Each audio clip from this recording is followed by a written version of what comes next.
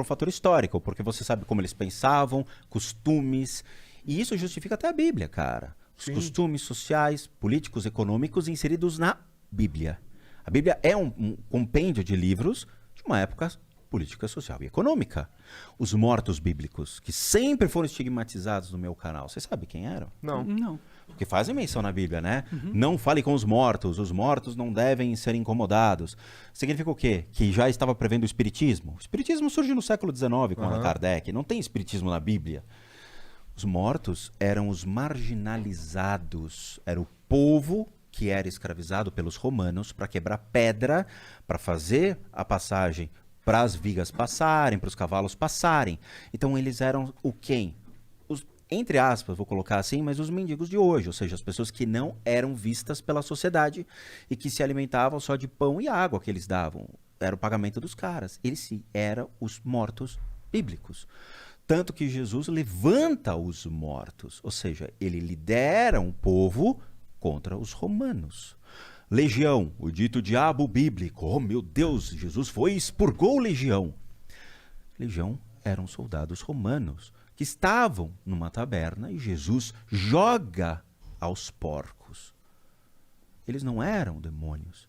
Aos olhos do povo, eles eram porque eles escravizavam o povo, mas eram soldados romanos. Só isso.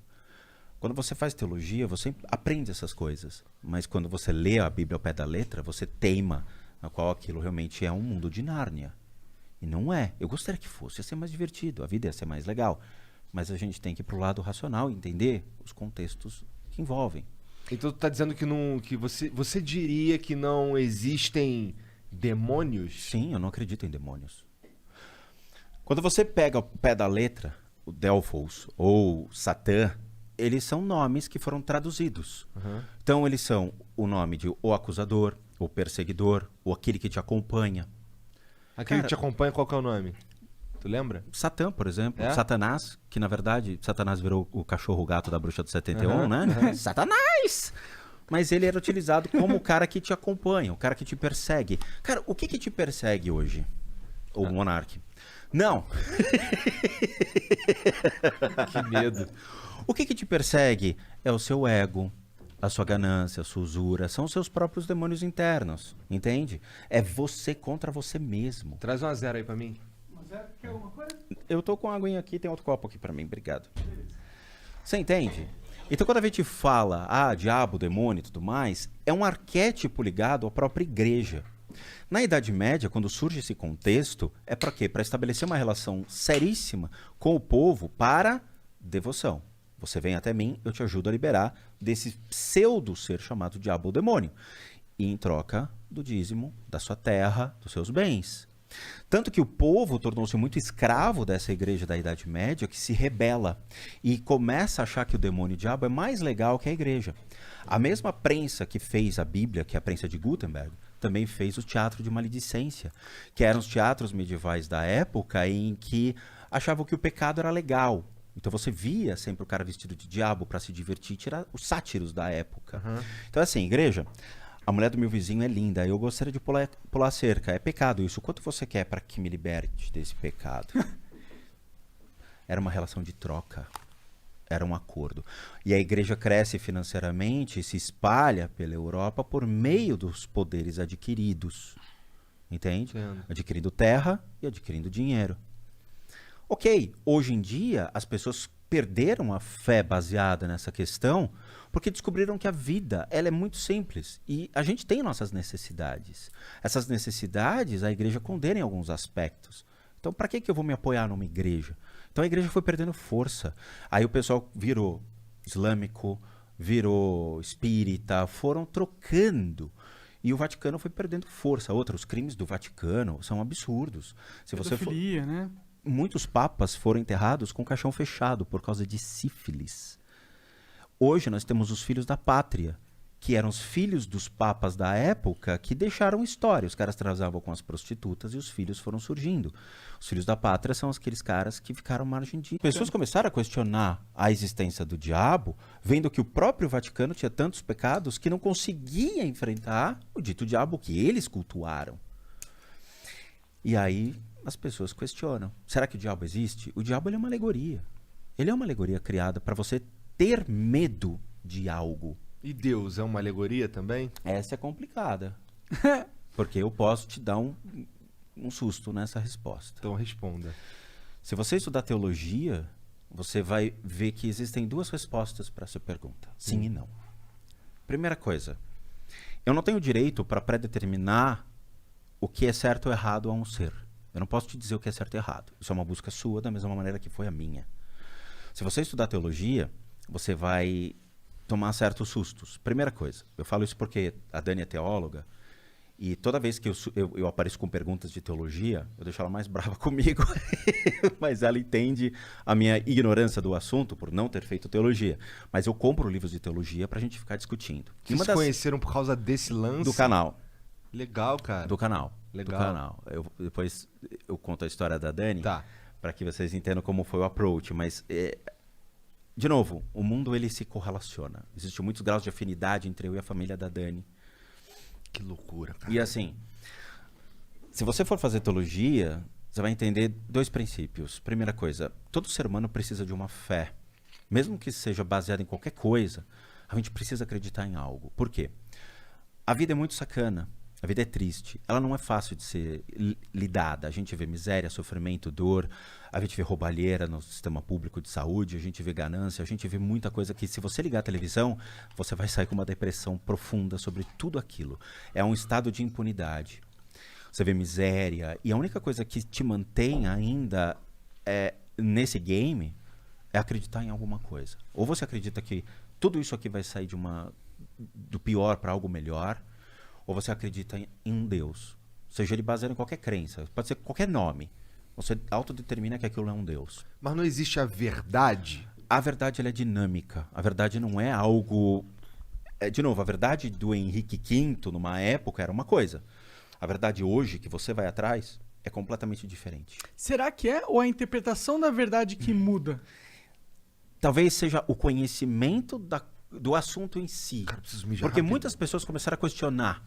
E esse questionamento leva a interpretações diferentes e diversas formas de buscar uma resposta sobre aquele tema. Mas você não concorda que todo o conhecimento, toda a verdade, todas as coisas que a gente tem como verdade, elas não são buscadas de uma mesma fonte lógica universal? Porque é a minha percepção.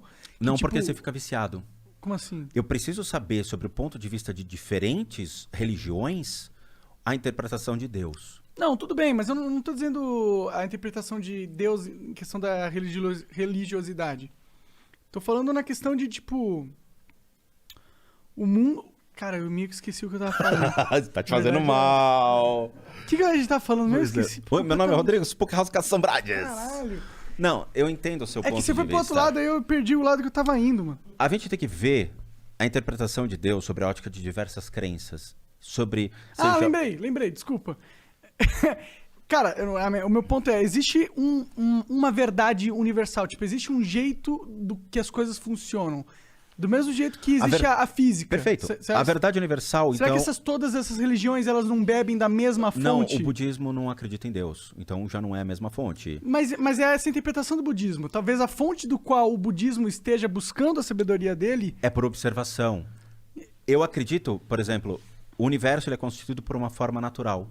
A química, reações químicas, reações físicas, toda a pré-existência ela se dá por uma maneira natural, orgânica do sistema. Então os planetas surgem devido a todas as reações. Eu não preciso ter um cara com uma luva com 5 esferas de poder e um queixo gigante sentado num trono pré-determinando as coisas. Sim. As coisas elas acontecem. Então quando você olha para cima e você fala todo o universo ele surge por um princípio de causa e efeito, eu não coloco a condição de um Deus, mas eu coloco as reações naturais que vêm de toda a química e física. Sim. Beleza. Então eu já coloco dizendo, eu não tenho um Deus. O que é assertivo. Se você pré-estabelece a condição racional, você não precisa colocar um Deus sobre a sua cabeça. Mas você sabe as condições de Deus. Em que sentido? Não vou roubar, não vou matar, não vou agir contra a minha índole, não vou agir contra a minha própria natureza. Mas o que é a natureza se a verdade ela é maleável e moldável? A natureza está ligada no bom senso. Eu não vou matar um animal porque ele tem o mesmo direito de existir do que eu.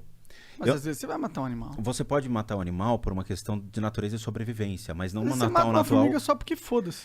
A gente mata a formiga por um acidente, porque a gente não enxerga essas formigas. Às vezes eu piso só porque tá me incomodando.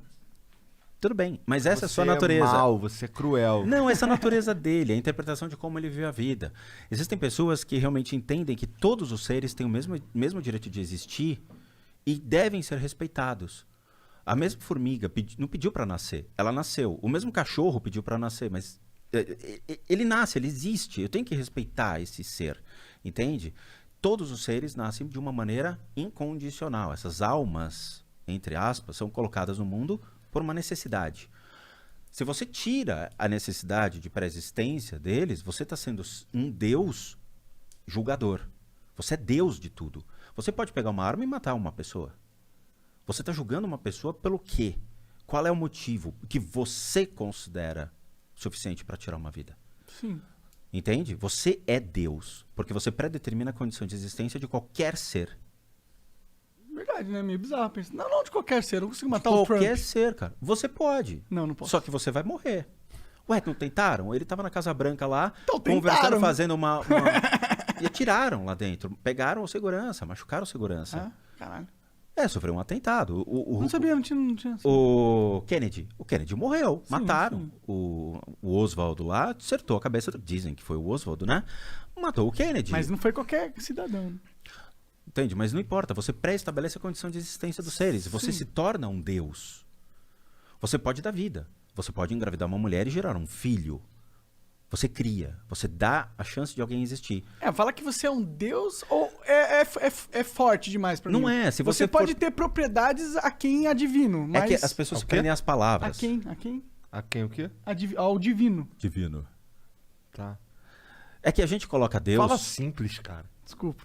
Porque tu fica falando, tentando falar bonitão, aí se enrola todo, É caralho. verdade. Às vezes Porra. eu até esqueço que eu falo. Então, vamos lá. Antigamente, se você pegar a Babilônia, a Mesopotâmia, os persas, os sírios, todos os povos, eles tinham um Deus. O conceito de Deus, a palavra Deus, significa governador na tradução. Todos tinham um governador. Cidade de Baalbek tinha Baal. Você tinha Ninlil, Enlil, que eram os senhores que regiam um povo. E eles eram considerados como governadores. A tradução ao pé da letra coloca como deuses.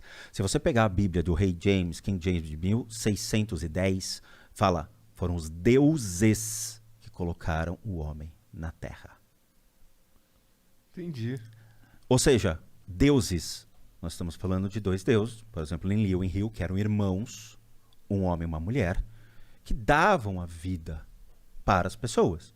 Eles predeterminavam agricultura, economia, política, questões sociais. Eles governavam um império, o Rio Tigre e o Eufrates, que eram os dois maiores rios. Quando Nabucodonosor começa a destruir e unificar em um único Deus, ou seja, Nabucodonosor como Deus, ele vai destruindo todas as imagens, todos os bustos, todas as imagens dos outros deuses. Baal, que era o rei da cidade de Baalbek, chega para Nabucodonosor, e isso é real, e fala para ele, cara, não destrua a minha cidade. E todos começaram a ficar preocupados porque eles estavam perdendo o império. E ele não quis saber. Ele arrastou tudo e matou todos. Quebrou todas as imagens, falando, só pode haver um Deus, Nabucodonosor. Entenderam? O conceito de Deus, de novo, é uma palavra forte quando a gente não entende a etimologia da palavra. Mas quando você pega a palavra e começa a entender que em outros idiomas ela tem outra condição, ou seja, chama-se governador, então você entende que os deuses daquela época eram pessoas normais, Entendi. de carne e osso. Tá. Então, realmente, a resposta pra minha pergunta lá, Já se tu foi acredita dada. em Deus, é realmente complexa, né? Então, quando você entende história e você vai atrás desse contexto bíblico real, você vai ver que a Bíblia foi do grego koiné, foi passada para os outros idiomas e foi interpretada pelas pessoas de acordo com como elas queriam ou acreditavam. Então, unifica-se a ideia de Deus, cria-se um único contexto. Entendi. Entendi qual que é a tua visão da parada. Cara, ó, teve um momento aí que você falou sobre a vida e tal, que os animais têm a mesma... Pessoas acreditam que os animais têm a mesma